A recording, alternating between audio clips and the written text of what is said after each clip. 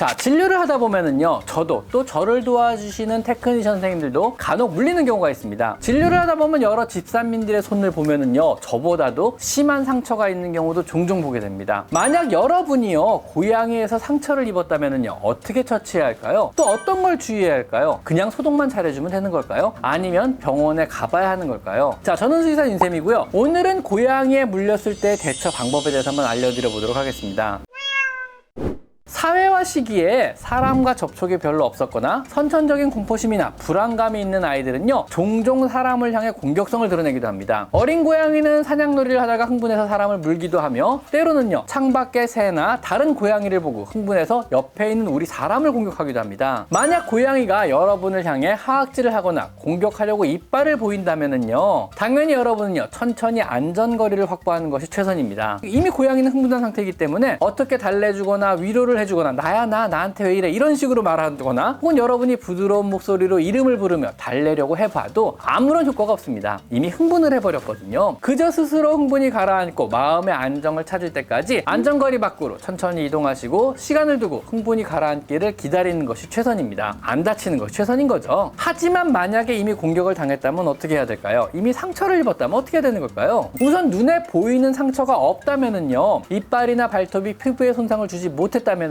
그저 흐르는 물에 잘 씻고 소독만 하시면 됩니다. 하지만 만약에 상처가 생겼다면요, 이빨이나 혹은 발톱이 피부를 뚫고 들어가서 피부에 상처가 확인이 되고 피까지 보인다면요, 우선 흐르는 물에 상처를 잘 씻어줍니다. 고양이에 의해 물린 상처는요, 강아지에 비해서 물린 상처의 범위가 크지 않습니다. 정말 작은 바늘구멍 같은 상처 2개 정도만 보일 뿐입니다. 고양이의 이빨은요, 아주 작고 날카로우며 기다랗습니다. 그래서 톱니 같은 거칠고 큰 이빨을 가진 강아지에 비해서 물린 부위의 손상의 규모는 작아 보일 수 있으나 사실 실제로는 더 깊은 조직까지 상처를 입게 됩니다. 적절한 비율일지 모르겠지만은요, 강아지에게 물린 상처가 칼에 베인 상처라면은요, 고양이에게 물린 상처는 칼에 찔린 상처라고 보시면 됩니다. 생각보다 작고 날카로운 이빨이 우리 피부 속 아주 깊은 곳까지 뚫고 들어갔다 나오기 때문에 표면의 구멍은요, 빠르게 좁아지며 아물어져 버리고, 깊은 곳에 남은 상처는요, 세균이나 조직의 손상물들이 미처 손상 부위로 배출되지 못하고 안 깊은 곳에 갇혀서 골마버리는 경우가 자주 생기는 것입니다. 즉, 피부는 빨리 아물지만은요, 깊은 곳에서 세균들은 빠르게 증식을 하게 되는 겁니다. 고양이의 구강 내에는요, 파스트렐라라는 균이 항시 존재합니다. 이 균은요, 일반적으로는 여러분과 같이 건강한 사람이라면요, 물려도 별다른 감염 증상을 안 일으키나, 만약에 알코올 중독이시라거나 간 기능 저하가 있다거나 혹은 당뇨병을 앓고 있는 등의 면역적으로 문제가 있는 사람에게는요, 전신적인 감염을 유발할 수도 있습니다. 만약 고양이에게 물렸다면은요, 우선 상처를 흐르는 물에 잘 씻고요, 출혈이 심하지 않다면은요, 주변을 압박해서 피나 삼출물을 충분하게 흘러나오게 한 뒤 포비돈 같은 소독약으로 소독을 하고, 그리고 병원에 가보셔야 합니다. 물론 사람 병원에 가보셔야 합니다. 병원에 가서 고양이에게 물렸음을 고지하고요, 고양이가 광견병 주사를 맞았는지 안 맞았는지 역시 알려주셔야만 필요 없는 검사를 추가적으로 안 하게 됩니다. 또한 만약 파상풍 주사를 맞은 적이 있다면요, 역시 함께 말해주시는 것이 좋습니다. 고양이나 강아지를 키우거나 길냥이를 돌보거나 보호소봉사를 자주 가신다면요, 평소 파상풍 예방 주사를 맞을 것을 추천드립니다. 물론 저를 비롯한 동물병원에서 근무하는 대부분의 직원들은요, 모두 파상풍 접종을 합니다. 보통 한 번 맞으면 10년 정도 면역이 유지되니까 한 번만 맞아주시면은요, 드물지만 동물에 물린 것이나 아니면 예기치 않은 상처로 인한 파상풍의 위험성으로부터는요, 어느 정도 안전을 확보할 수가 있습니다. 물론 국내 파상풍의 발생 빈도는요, 1년에 10건, 20건 정도로 굉장히 낮으며, 더군다나 고양이나 강아지에게 물려 생기는 경우는 없습니다. 하지만은요, 고양이나 강아지에게 물렸다면은요, 필수로 파상풍 주사는 맞는 것이 좋습니다. 또한 이빨에 의해서 깊은 곳에서 세균이 번식하여 심한 염증이 생길 수도 있습니다. 그래서 아마 의사 선생님께서는요, 여러분에게 항생제를 처방해 주실 것입니다. 즉, 고양이에게 물려 상처가 생기고 또 출혈이 생겼다면은요, 이빨이 피부 속 깊이 들어갔다가 나왔다는 이야기이고, 이 경우는요, 아무리 상처가 작아 보여도 병원을 방문해서 적극적인 처치와 치료를 받으실 것을 권장드린다는 이야기입니다. 혹시라도요, 늦은 밤에 물렸다거나 주말 혹은 상황이 여의치 않아서 다음 날이나 나중에 가야 할 경우에는요, 우선 흐르는 물에 상처를 잘 씻어서 피부 주변의 세균이나 고양이의 침을 최대한 제거하고요, 그 다음에 소독을 한 후 깨끗한 거즈를 대고 압박분대로 적당한 압력을 가해 상처를 감아줍니다. 그러면은요, 상처 부위와 상처 주변의 압박으로 인해서 피부 속의 세균이나 혹은 손상된 조직들이 흘러나오는 효과가 있어 도움이 됩니다. 그리고 다음날 상처를 확인하시고 부었거나 빨갛게 발적이 되었거나 혹은 통증이 느껴지거나 상처 주변으로 홍반이 생겼거나 겨드랑이 주변에 임파선이 부었다면은요, 상처 부위가 감염이 되어 염증이 진행한다는 이야기이니 바로 바로 병원에 가보셔야만 합니다. 그리고요, 내가 키우는 고양이에게는요, 광견병을 포함한 예방접종을 철저히 시켜주는 건 역시 중요합니다. 저 역시요, 병원에 전화 혹은 저희 직원이 물린다면요, 바로 병원에 가서 적절한 처치를 받도록 하고 있습니다. 고양이나 강아지에게 혹은 심지어 사람에게라도 물린 상처는요, 절대 가볍게 생각하셔는 안 되고요. 항시 2차 감염이 생길 수 있음을 인지하고요, 바로바로 병원에 가셔서 파상풍 주사와 항생제를 처방받고 상처의 관리를 잘 받으셔야만 하는 겁니다. 가끔 가다 보면은요, 뭐 너무 아무렇지 않게 고양이에 물린 상처를 훈장처럼 생각하시는 분들이 계셔서 약간 걱정스러운 마음에 오늘의 영상을 한번 만들어 봤습니다.